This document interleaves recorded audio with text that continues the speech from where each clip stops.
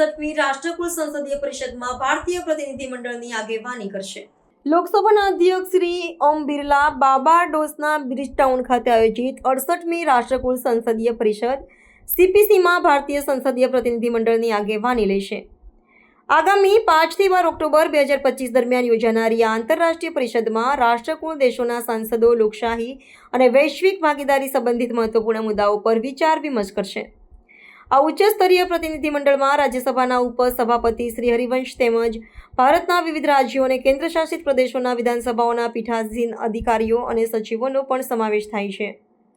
પરિષદ દરમિયાન શ્રી બિરલા રાષ્ટ્રકુળ એક વૈશ્વિક ભાગીદાર ધ કોમનવેલ્થ ગ્લોબલ પાર્ટનર વિષય પર મહાસભાને સંબોધિત કરશે। આ ઉપરાંત ભારતીય પ્રતિનિધિમંડળ 7 જેટલી વિષયલક્ષી કાર્યશાળાઓ અને એક યુવા ગોળમેજી સંવાદમાં પણ સક્રિયપણે ભાગ લેશે।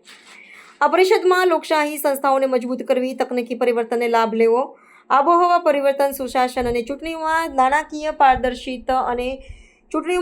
પારદર્શિતા જેવા ગહન વિષયો પર ચર્ચા કરવામાં આવશે।